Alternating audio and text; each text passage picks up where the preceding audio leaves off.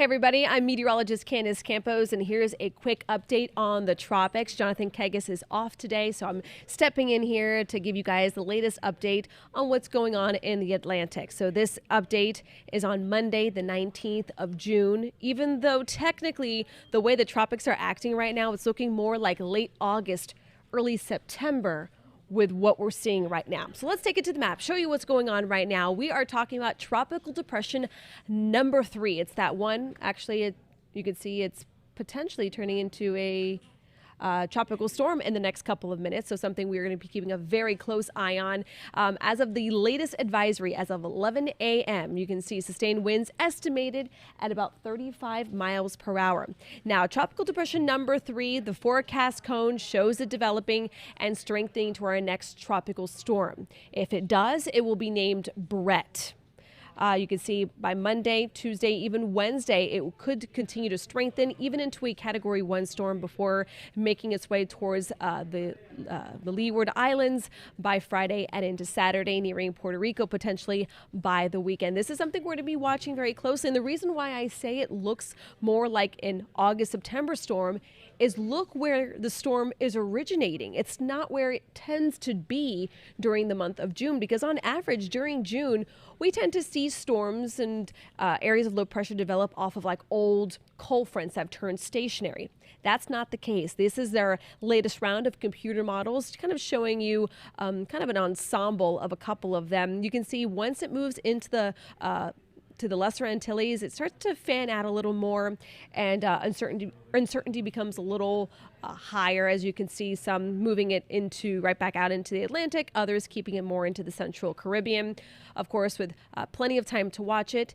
But it's just interesting where the storm has actually developed compared to a typical June storm. Now, on average, this tends to be our breeding grounds for tropical activity or tropical development. Sometimes it happens as thunderstorm activity over Central America flares up and moves over into the open waters. Sometimes it's just an old cold front that barely made its way towards the Gulf of Mexico or the southeastern seaboard and then kind of starts spinning up an area of low pressure like we saw earlier this year.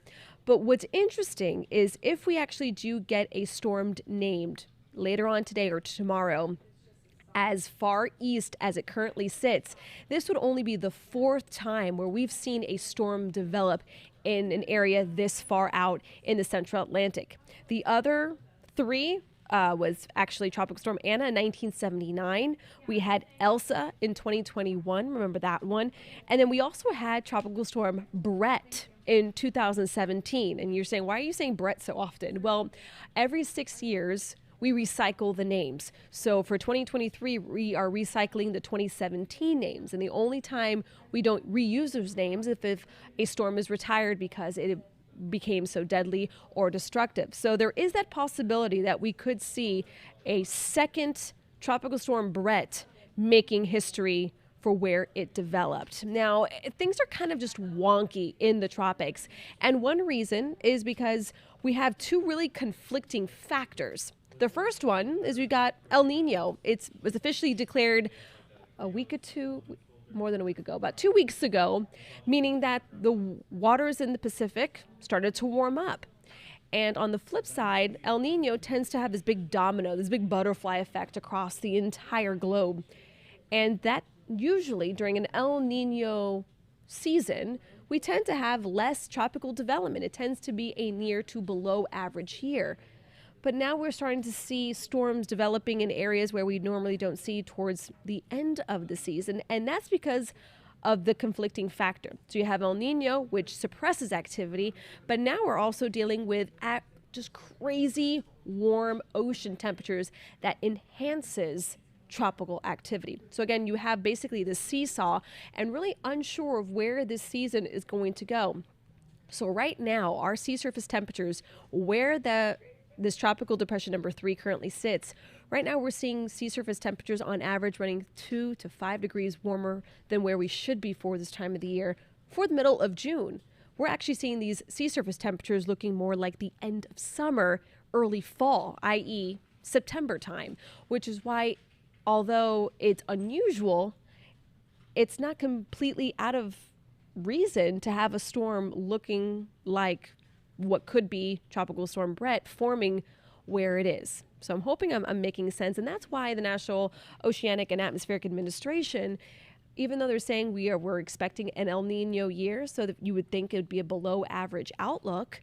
But the problem is you have those temperatures and they're so warm, it doesn't take much to fuel and gas up some of these storms out in the tropics. So again, just kind of recapping, this year we're forecasting between 12 and 17 named storms, 5 to 9 of those being hurricanes, 1 to 4 major hurricanes. And of course, we're still very early in the season, but I just wanted to show you the latest update that things just look a little less traditional as we start the hurricane season. Now, we of course are going to be bringing you updates around the clock, not only today on Tropical Depression number 3, but also throughout the season, as we are going to, of course, continue to track storms all across the tropics, the Atlantic, the Caribbean, and the Gulf of Mexico. Our next update comes at 5 o'clock. Now, we will start to get more updates from the National Hurricane Center the moment watches and warnings, tropical watches and warnings are triggered across the Caribbean. So if you have any family or friends in and around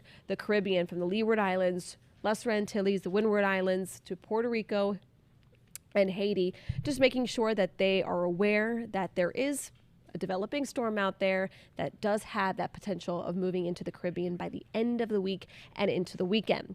We're talking about a potential Category 1 hurricane by then.